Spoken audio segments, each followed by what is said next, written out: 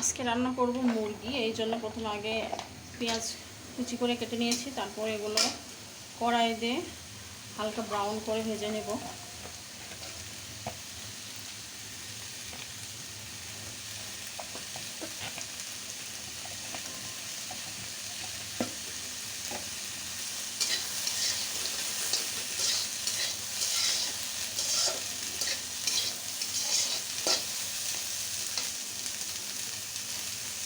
Brown হওয়ার সাথে সাথে এখানে পরিমাণ মতো দারচিনি, তারপরে তেজপাতা, সাদা এলাচ, একটু লং দিয়ে নিব, সাথে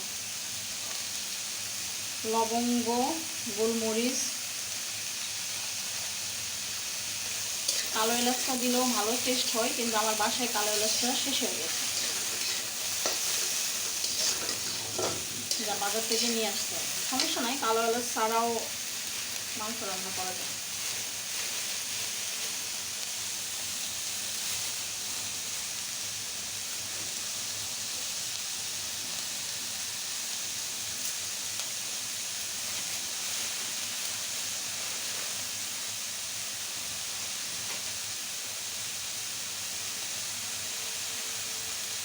সাদা এলাচ একটু থেতলায় নিছি, কারণ না নিলে বীজগুলো না ভাঙলে আসলে সুঘ্রাণ বের হয় না।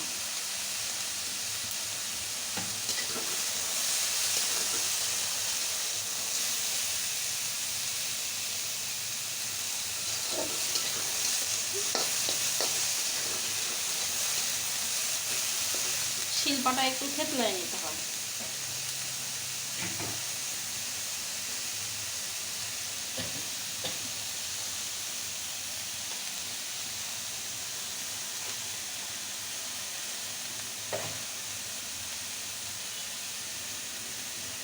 আমি কিন্তু একটা কাজ করছি, সেটা হচ্ছে তেল ছাড়াই ব্রাউন করে নিচ্ছি, এতে করে টেস্টের পরিমাণটা বেশি হয়।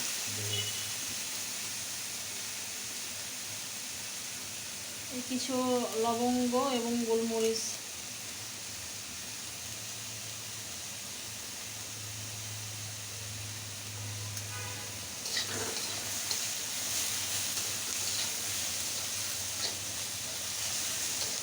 যারা আমার চ্যানেলে নতুন দেখবেন তারা প্লিজ সাবস্ক্রাইব করবেন এবং চ্যানেলটি পাশে থেকে বেল আইকনটি ক্লিক করবেন, আর বেশি করে লাইক কমেন্ট করবেন।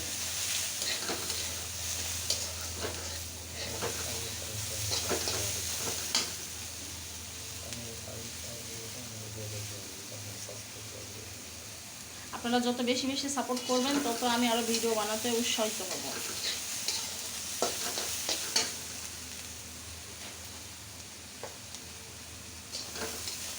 প্রায় ব্রাউন হয়ে এসেছে, আর একটু করে তেল দিয়ে নেব।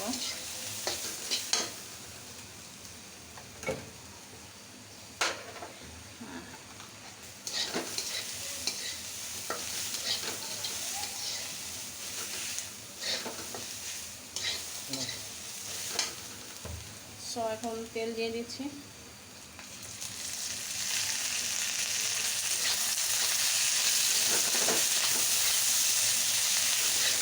মুরগির মাংস রান্নাতে একটু তেল বেশি লাগে।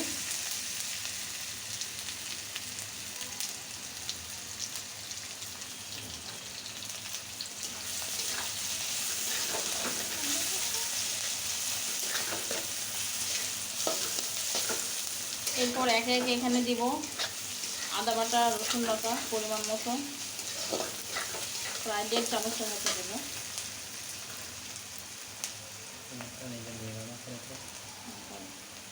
আদা বাটা, রসুন বাটা, আদা বাটা,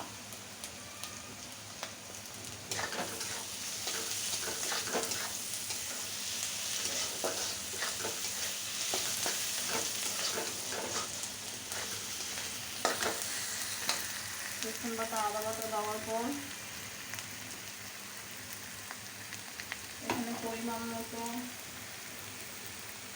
লবণ দিয়ে নিব,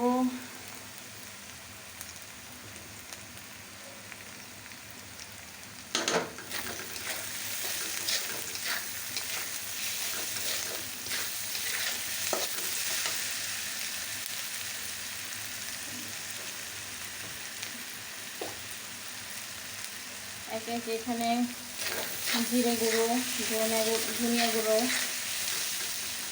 এখন দিচ্ছি জিরে গুঁড়ো প্রায় 1.5 চামচের মতো। এখানে একটু পানি দিয়ে নেবো মাংস কষানোর জন্য, মশলা কষানোর জন্য।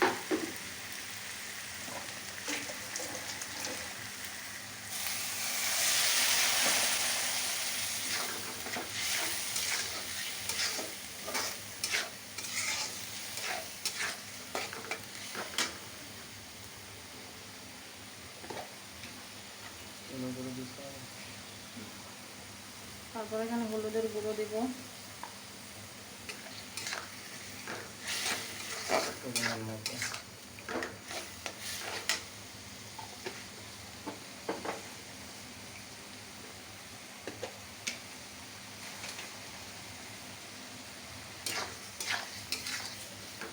তারপর এখানে পরিমাণ মতো মরিচের গুঁড়ো, যে যেমন মরিচ খায়, বেশি হলে বেশি।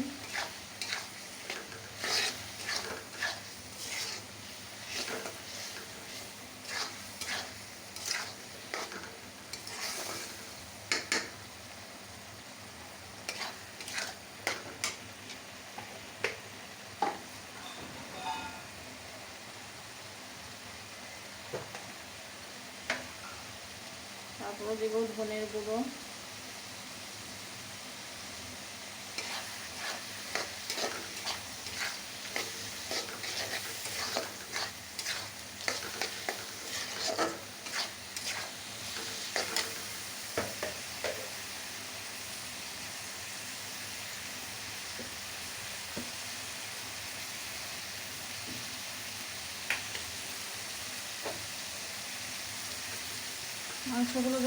মশলাগুলো যখন কষানো হয়ে যাবে তখন মাংস ঢেলে দেবো। আগে থেকে বাজার থেকে একটা মুরগি নিয়ে এসে সেগুলো কেটে টুকরো করে ধুয়ে রেখে দিয়েছি।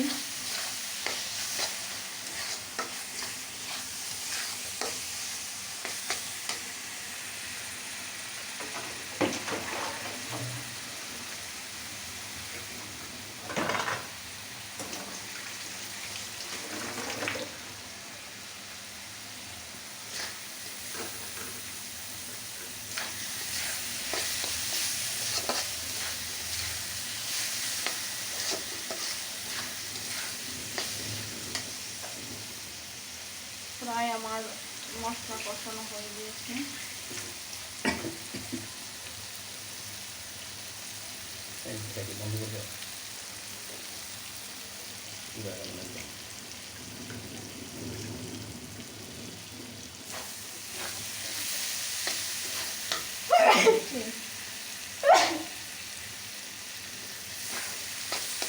মশলা কষানো শেষ, তখন মাংসগুলো ঢেলে দেবো, কেটে টুকরো করে রাখা মাংসগুলো।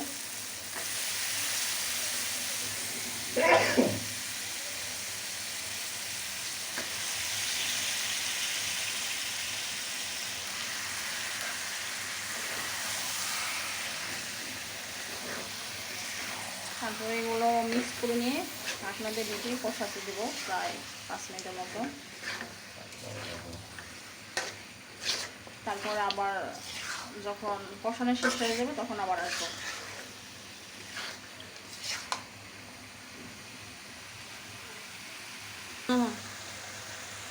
10 থেকে 15 মিনিট কষানোর পর মাংসটা এরকম হয়ে গেছে।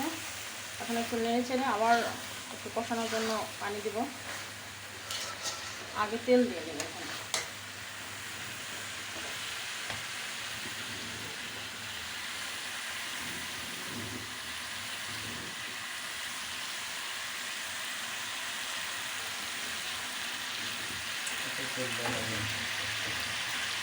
স্বামীদের বেশি বাসাটা নাই, বেশি বেশি করে তেল খরচ করতে হয়।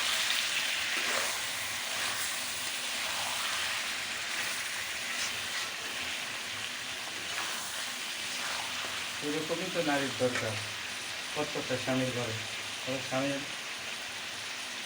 স্বামীদের উন্নতি করে দিয়ে লাভ কি? দুদিন করে কথা বলবো, তুমি আমার সঙ্গে এজন্য কি করেছো, খালি খাইয়ে দেয় তো শেষ করছি। এরকমই তো নারী দরকার, স্বামীর সংসার ধ্বংস হয়ে যাবে। এরকম স্ত্রী প্রত্যেকটা ঘরে ঘরে দরকার। আমি এই কথাটাই বলি যে এরকম স্ত্রী কেন হচ্ছে না প্রত্যেকটা ঘরে ঘরে। তোমার মতন একটা করে জন্ম নিলে তো প্রত্যেকটা ঘরে ঘরে আপনি তো হবে। সুপার স্টার, কোথাও গেলে মানুষকে সুন্দর থাকতে পারবেন।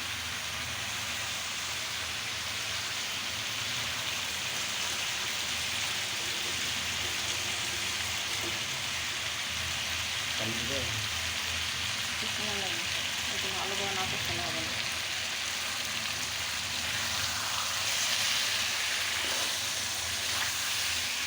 আমি রান্না করছি, আমার সহযোগী ক্যামেরাম্যান হিসাবে যিনি কথা বলছেন তিনি ছিলেন বা আছেন।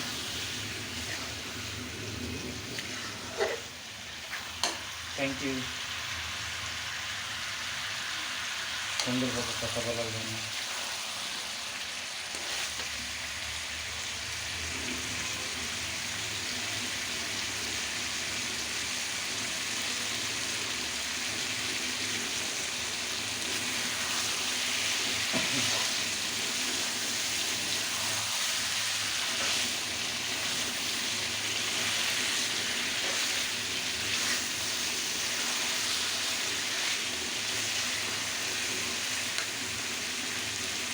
ওকে, প্রায় শেষের দিকে এমন হালকা পানি দিয়ে নেব। খুব সুন্দর রান্না হচ্ছে, মনে হয় যে এখনই খেয়ে ফেলি। বাট রোজা আছে, হ্যাঁ, সাবান। এই তো রোজা আছি, এই জন্যই তো আর পারতেছি না। আর আর কতক্ষণ? আর 3-4 ঘন্টা।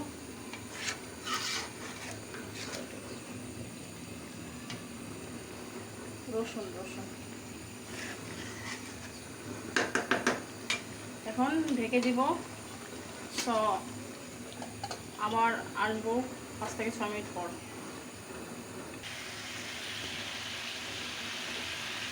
কষানো ও প্যানিগুলো শেষ হয়ে গেছে, প্রায় এটাও কষানো শেষ হয়ে যাবে। এখন রান্না প্রায় শেষ প্রান্ত আমি এসেছি। হালকা একটু নেড়ে চেড়ে নিয়ে আবার পরিমাণ মতো যে যেরকম ঝোল খেতে পছন্দ করে সেরকম ঝোল দিয়ে পরে একটু জিরা ভাজা দিয়ে একটু ধনা ভাজা দিয়ে পরিবেশন করব। Thank you.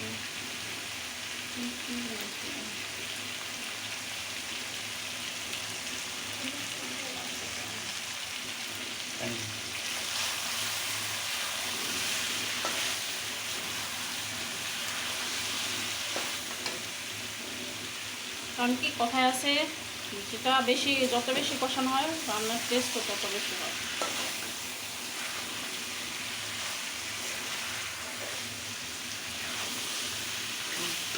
তুমি তো আসলে ভালো একটা শেফ। Thank you.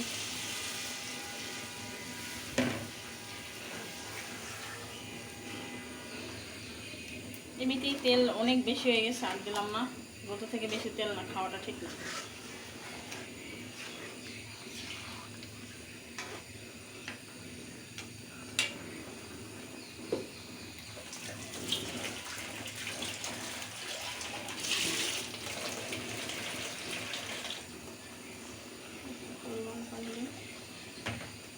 বাস 5 থেকে 6 বার একটু বলক উঠাই নিব। উঠায় নেওয়ার পরে জিরা ভাজা আছে ওগুলো গুঁড়ো করে রেখেছি, ওগুলো দিয়ে লবণ তো এখন আর দেখতে পারবো না কারণ রোজা আছে। ইফতারের আগে আবার একটু গরম করে নিব, তারপরে যদি দেখি লবণ এর পরিমাণ কম হয়েছে সেখানে একটু দিয়ে সার্ভ করব। তো এতক্ষণ আমাদের সাথে থাকার জন্য ধন্যবাদ। আমার চ্যানেলটি সাবস্ক্রাইব করবেন এবং বেশি বেশি করে লাইক কমেন্ট করবেন, যার ফলে আমি আরও ভিডিও বানাতে উৎসাহিত হব। ধন্যবাদ।